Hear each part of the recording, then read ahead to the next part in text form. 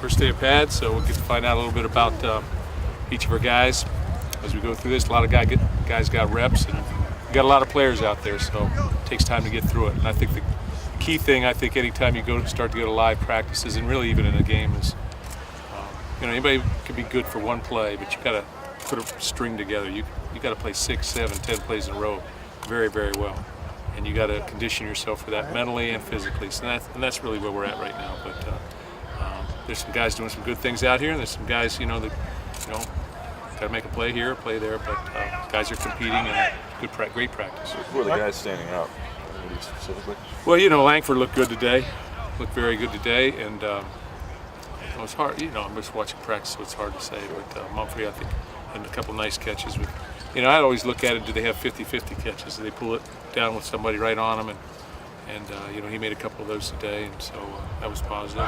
But guys have done that out here. You see that happen. With the pads going on, I guess you probably didn't sleep last night, but did you sense the whole team and staff was amped up about just putting the pads on for the first day? I think we had to make a little bit of a statement today, and so this was one of our live days, so we went live today, and we were out here for a while, and got some young players, a lot of reps at the end of practice too, so it's sort of a showtime scrimmage, so for an opportunity for them. Mark, what are you most pleasantly surprised with this camp? I think our guys are, the retention is pretty good. They seem like they're in condition. Guys come back, there's a lot of retention. Especially, I would say, on our offense side of the ball. When I look and I watch our guys at wide receiver, we've got as much depth probably as we've had since we've been here. Quality wide receivers who can make big plays, and that's exciting. Mark, there's so much focus on that defensive line and the young guys coming in. Have you found yourself maybe watching them a little bit more than usual, or? Yeah, you tend to watch those, but again, you got to be able to put together a string of plays, and that's difficult. Our young players are not used to playing against guys their size, so it's a sort of a give and take there. But this is how you get better. You try and stay. This is really the first day of pads, so we got another 2 weeks plus of that. What did you see from those guys, McDowell, Smith, and those guys today? Malik McDowell is a talent. He's learning things daily. I think all, like I said the other day, I think all of those guys have their moments. Enoch made some plays today. I noticed him. Enoch Smith making plays out there. Those are the two guys that I would say inside defensive tackle-wise, they look good. But the other guys have, when I sit and go over the stuff with our coaches, we talk personnel, we talk young players, they're very, very positive about all those guys. So that's exciting. They say that they're saying good things about all of them. So it's just a matter of who can come on. Again, sustainability. Coach, you mentioned Jeremy Langford. Madry London's a guy that I think you said earlier looked good in shorts. Yeah. How did he look today? He looked good, broke a long run in the showtime, but he runs behind his pads. Holmes did have a nice run today as well. Don Williams looked good too, physical, downhill runner. Pads are cracking, but you got to evaluate the film and see what really happened out there, because there's a lot of pieces to the puzzle. Mike Geiger told us that last year he knew from 50 in when you called his number he's going to make it. He said now he feels from 55 in. He goes, I'm just not going to miss it. For you as a coach to know you got him as a weapon to 55 yards, Mark, how big of a arrow in your quiver is that? Well, Mike Geiger is very accurate from wherever. As long as wherever we put him in there to make it, that he can continue to be as accurate as he is. And, it's a great feeling. So 55 is way out there. A lot of conditions got to be right, wind, etc. But he has that type of leg. He does. You taper off a little tomorrow after going pretty hard today or not? I don't know. Depends what the film looks like. Did you guys do prove-its or one-on-ones or anything like that, or just live teamwork? No, we did the whole gamut. We did one-on-ones, we did half-line stuff, we did half-line blitz. We did everything. Any of those freshmen or guys that didn't play last year really impress you with their pads in those one-on-ones? You talking the defensive line or offensive line? Just in general, any position. Like I said, I'm down in one place, there at the other. There's a lot of different people, so it's hard for me to say. But yeah, they've done some good things. Demetrius Cooper looks sharp. Obviously our starters look good. I was going to ask about Miguel Machado. What your thoughts are on that? I think he's a very good athlete. He's gotten bigger. He's 295 now. He just got here, really, so he just got eligible. and he's working with the twos. I think he's going to be a very good football player. He's got to learn what to do, but I think he's much farther along than a true freshman would be because he's played against big guys.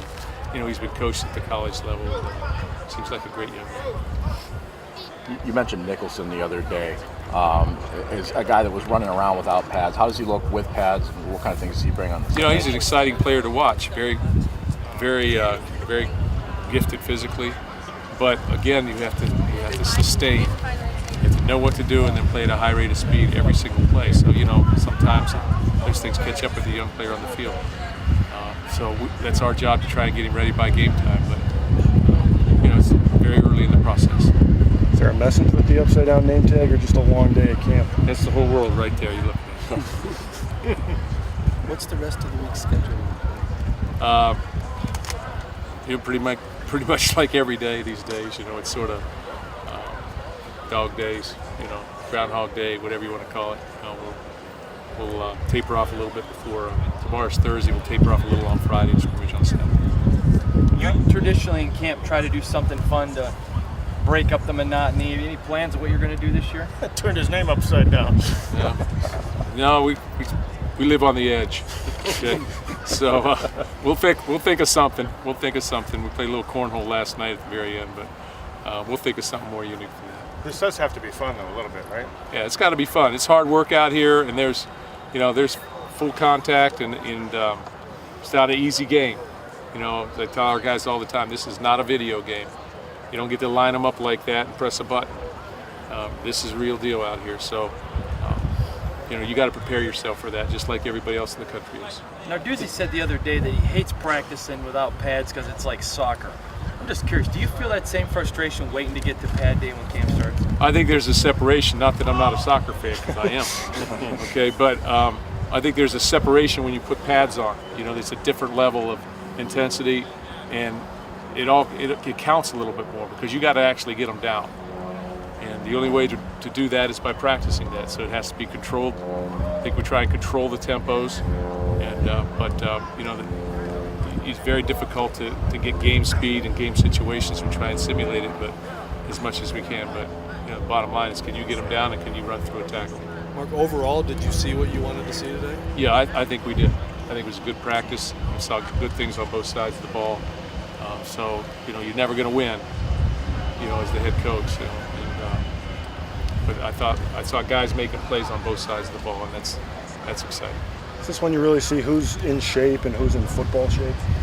I think you have a tendency to start to see that. But again, we're not playing.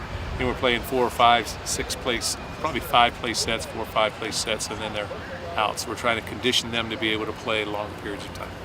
Did you get out of here without any major injuries? I know that's always Yeah, we did.